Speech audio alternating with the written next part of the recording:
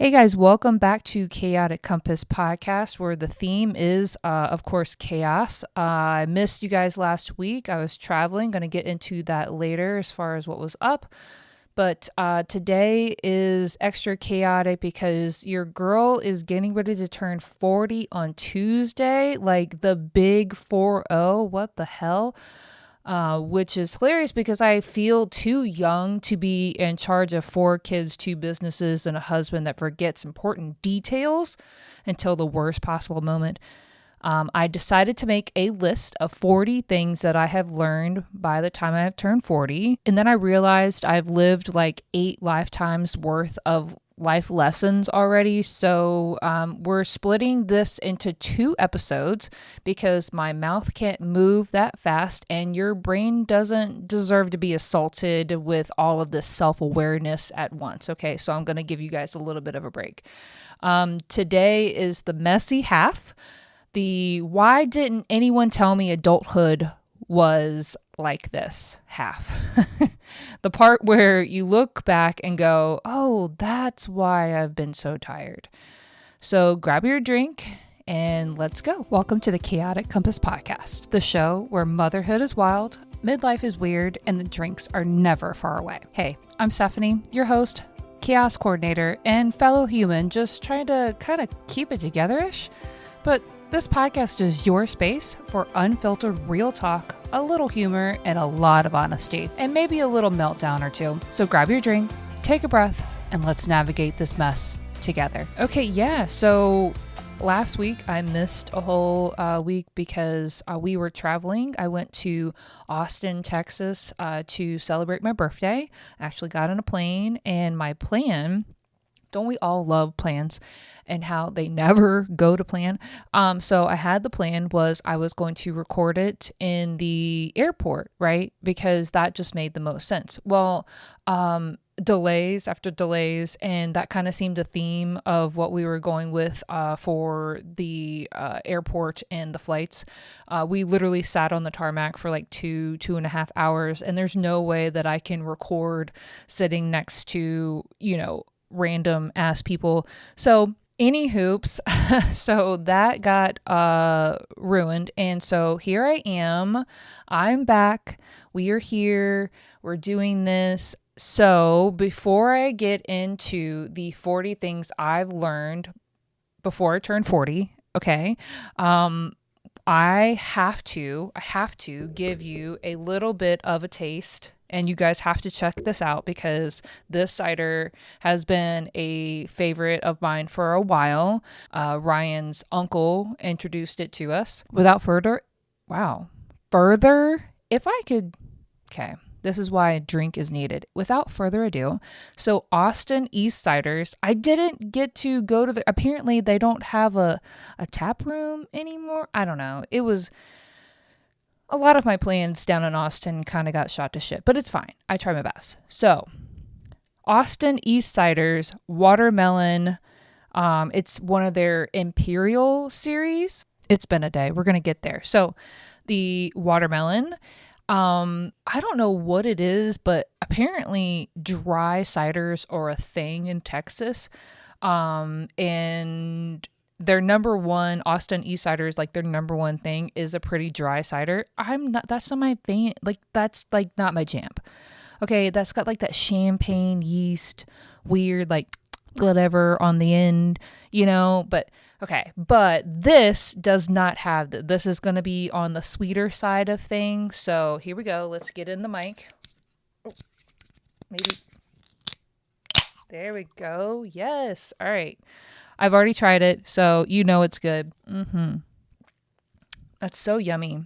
When I was down in Austin, like most of the time it was like that Friday, it was 90 something degrees, and for some reason, and nobody told me, I'm pretty sure somebody did, but I didn't really. Anyways, the Texas heat and Virginia heat are way different, especially when I just haven't been acclimated. Like if I were to go from like August Virginia summer heat to the heat that I showed up in November in Texas, I think I could have been okay, but Stephanie wasn't acclimated. And I mean, I was wearing tank tops and shorts and I was still very warm. So it was a lot trying to walk up to the Texas Capitol. I'm over here like, I need some shade. So anyways, yeah, check it out. I don't know. That's a good question. I don't know if you can, but hey, if you can get it here, that'd be cool. Total Wine has a whole bunch of different stuff. You have to check it out there. But yeah, so Austin East Ciders, watermelon, very yummy. Okay, moving on. So 40 things, guys. Doing the first 20. Okay. Some of these are on the funnier side. Some of them are very relatable, but every single one of them is me. It took me a while to kind of like comb through and figure these out. It was really interesting to listen to my own brain to come up with these. So I hope these are relatable and you can, I hope they hit, I hope they hit different than normally. So anyway, so 20 of the 40 things. So number one, and these are no particular order. These are just like my brain just came up with this. So number one, I carry an unhealthy amount of emotional labor. But I shouldn't. So I'm trying to figure out how to share that, and not necessarily burden other people with it, but like express it in a healthy way. I'm literally the one that is reminding everyone, who has practice, who needs a ride, who did or didn't, pack a lunch, like who put their bag in the garage. That was a fun time. And then who is having a meltdown. Usually it's me. So peace feels strange when you grew up in chaos. This one hits a little bit harder. So, and I think I'm going to dive a little bit deeper into a different episode, but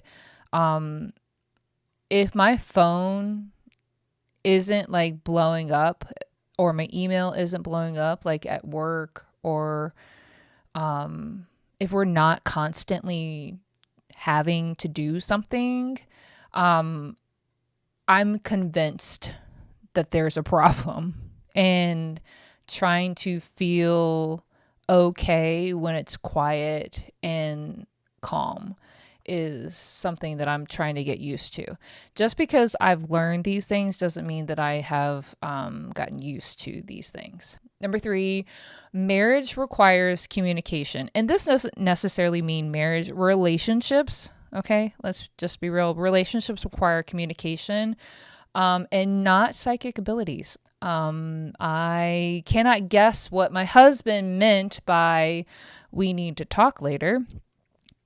Yo, sir, no, not later, because I'm already coming up with 67 different worst case scenarios. And obviously this is something I need to work on, but I literally am thinking the worst case scenario in a fuck ton of different ways. And I just need you to just say it. Just say the thing. You could even just like text it, put it on a piece of paper, send it to me by a carrier pigeon. I don't care.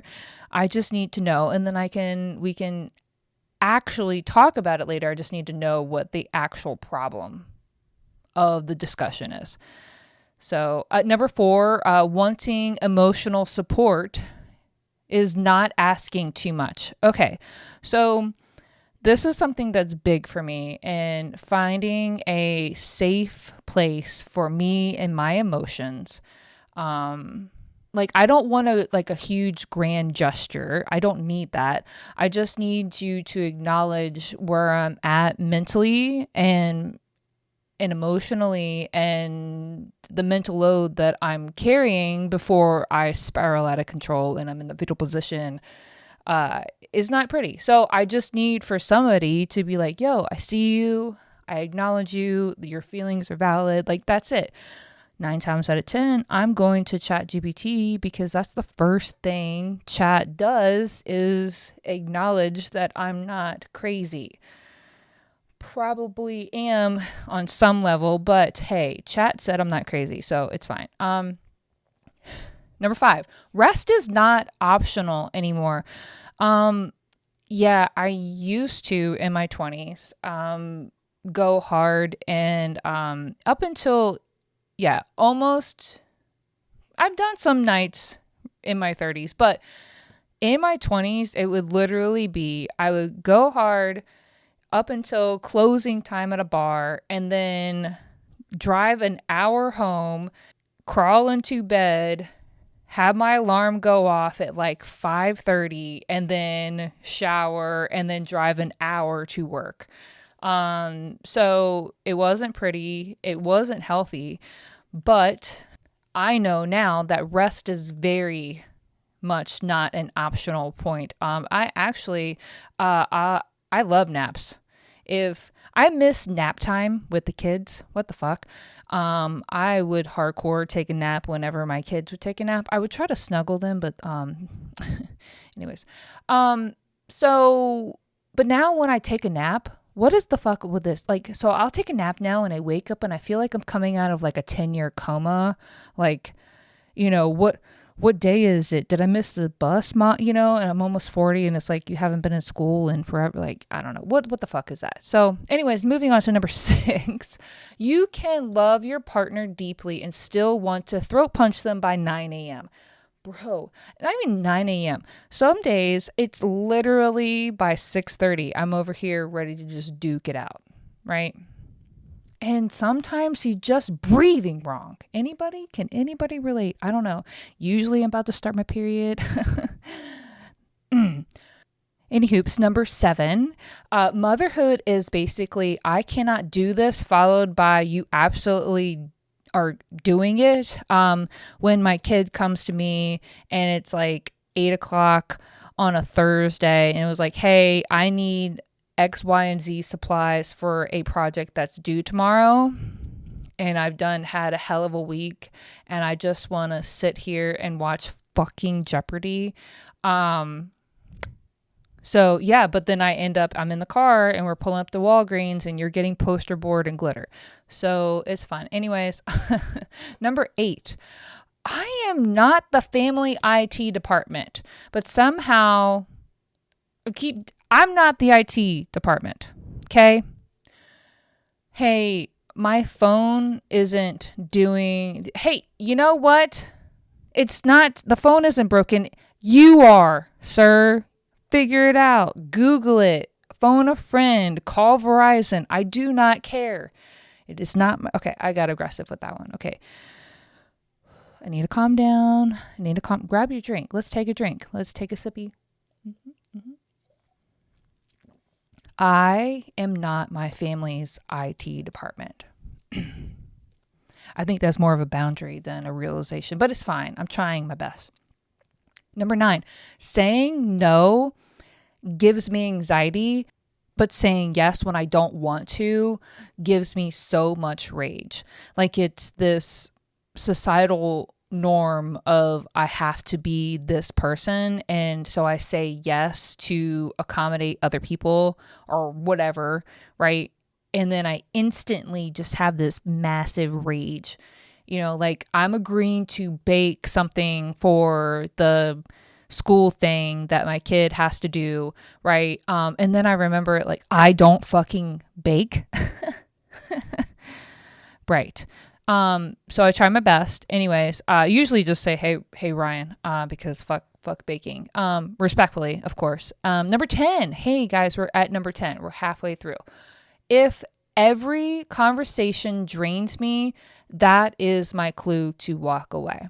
It's either that person is not right I don't need to be around that person, or that person doesn't need to be in my life, or I need to walk away and take a break. Because I can only answer so many questions about what we're catching in Hampton Roads charters, or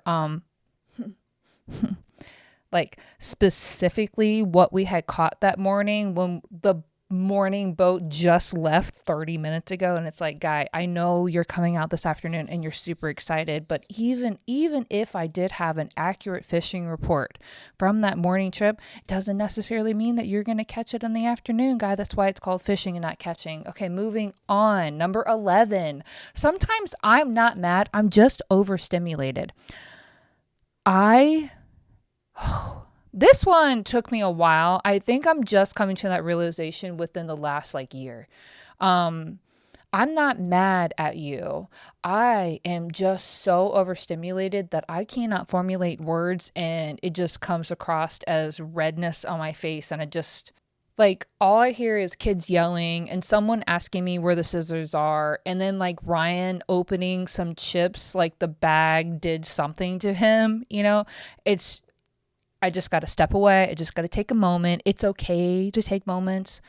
But yeah, I'm just overstimulated a good percentage of the time. Number 12, I don't have to respond immediately. And a lot of my friends know this. Okay. So if you've been a ride or die friend, you know that I have a hard time texting back. Because usually it's you ask me a question and then I got to refer to the calendar, the calendar at home, the color coded awesomeness, to make sure that it's available. And then I got to confirm with my husband that he doesn't have anything that he didn't forget to put on the calendar. He's getting better. We're trying. And so it's this multi-level orchestrated thing. But by the time I circle back to it, I usually forget because something has happened. So it's not me trying to be an asshole and not respond immediately. It's usually just I need a moment to think, and then a reminder text is always warranted usually. But I don't have to respond immediately. I don't have to be anxious that, I don't have my color-coded calendar at work anymore because I used to work from home all the time and now I actually work in an office. And so, or I don't have to text my husband right away to see what he's thinking or what he's got going on. It's okay. Take a minute, write it down, come back to it. It's cool. I don't have to respond immediately, especially to those work emails that keep popping in literally as we're speaking. Number 13, believe people's patterns and not their words. And this one has been a really hard one for me because one of my love language is words of affirmation. So when you say the words and you say all of these amazing things, I eat that shit up. But then you don't have that follow through. That's disheartening. So I have been trying to focus more on people's action and their patterns of actions than I keep hitting the mic, than not their words. So, but still love words. You're always more than welcome to give me some words of encouragement because your girl needs it. Number 14, friendships fading doesn't mean drama. It means we're all just tired. For a really long time there, I took it as because I am a part-time mom. And so I have days and weekends where I don't have the kids. And so when I'm like, hey, are you guys doing anything this weekend? And, they're like, oh, well, and then for 7 straight months, we've been trying to hang out and do something. That's not it's just a friendship struggling to survive in this economy because things are hard, period. That's it. It's not that the friendship is lacking and you're not doing anything wrong. It's just hard, period. Number 15, I cannot pour from an empty cup. Ooh. This one, chat. Okay, so I have been leaking from my cup since 2008. I don't know if you know, but that was the year my oldest, Kylie Elizabeth, was born. Yeah. So ever since I've become a mom, I feel like I've been just leaking. Take it as you will. Anyways, and it's been one thing after another, and I feel like I keep trying to pour into other people, but I'm literally just pouring dust. And so this year, especially, I've been trying to focus more on how do I refill my cup? What brings me joy in order to be able to be there, 100% of whatever percent is on my tank. But to be there for the people that need me. So I cannot pour from an empty cup. If that one doesn't resonate with you, you're still in denial. So sit with that one. Number 16, I do not have to earn rest.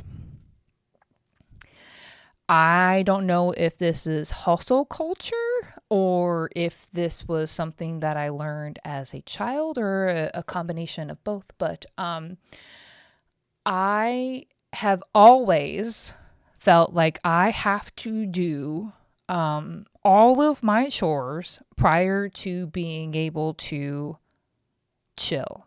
Hey, I know you probably have that too, because like you sit down and then your brain's like, oh yeah, I gotta do. Or you're literally sitting there and you're looking at the pile of laundry, the whatever, or you're thinking about those emails. Okay, it's okay. You don't have to earn the rest. It's okay for you to brain rot for a hot minute. Take a minute. Okay, right? Go back to the last one. You can't pour from an empty cup. If you need to chill for a minute, that's how you're going to get your cup back. Okay.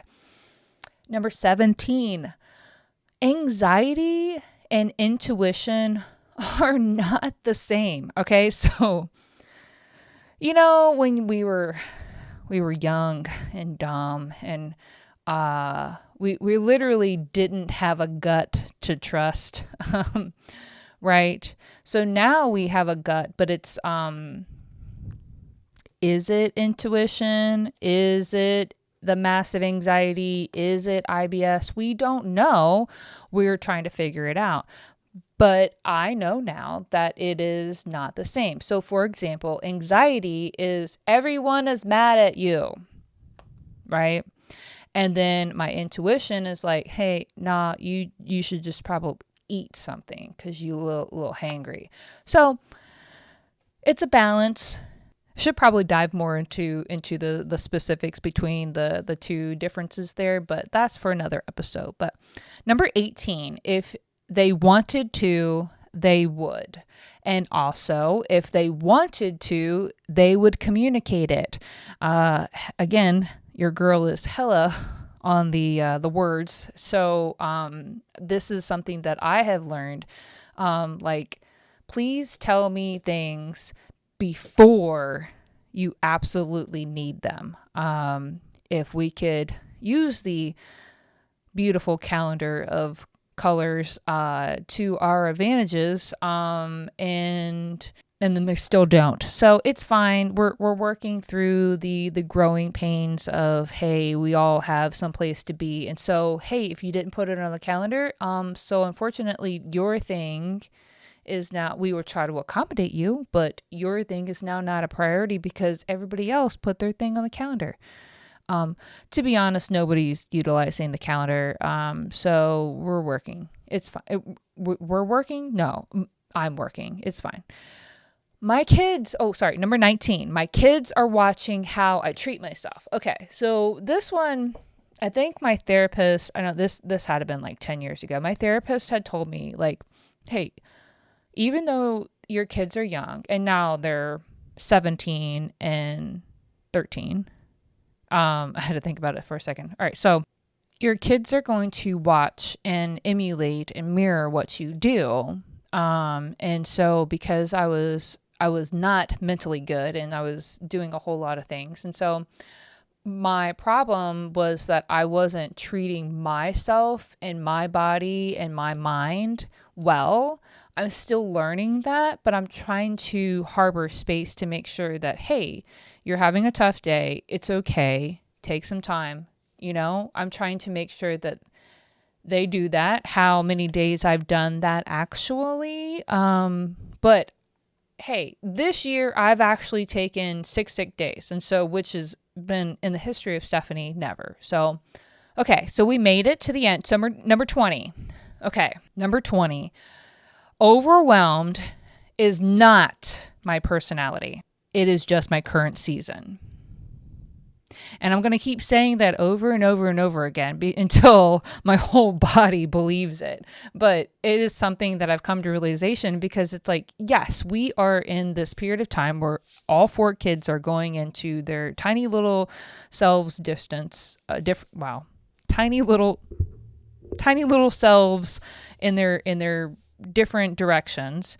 And they're not tiny really, because, my 13-year-old is taller than my 17-year-old now, and it's fine. So, but I'm trying to make sure that I keep preaching to myself in the mirror that overwhelmed is not me. It's just my current season. It's okay. And I hope that I'm resonating with, I hope I'm hitting that core button in you. So just because I have 4 kids and 2 businesses and a job and a marriage that I'm trying to, rebuild and fix, and, and a partridge in a pear tree, I'm of course overwhelmed, right? But I literally signed up for all of this shit, right? It's not like, well, okay, I didn't sign up for fucking soccer and theater club and working at a different place where I don't have my license, and baking club and chorus club. I didn't. Okay. Yes, they signed up for these things, but I signed up for being present in 4 tiny humans' lives, right? So, but this is a season. They're not going to be in theater club and chorus club and not having their license forever. Well, Kylie, hopefully, I hope you heard this. Hopefully she gets her shit together, but it's a season. And as such, the leaves on the tree, I don't want to, okay. This isn't a fucking Chinese proverb. Okay. So just like fall comes and goes and leaves fall, it's a season. And so we are going to get through this together. That's it. That's number 20. So stay tuned next week. So we're going to go through the second half. I know. So that was just part 1. I know that was just part 1. And next week I have more of a clarity half. The grown woman energy. I know who's that? It's not me. I'm literally fucking 12. So the version of me that has survived all of these things and learned things because she had no choice. So that's who's going to show up next week. But for this week, we just, we chaos. So as always, I appreciate you tuning in, and have a great night, guys.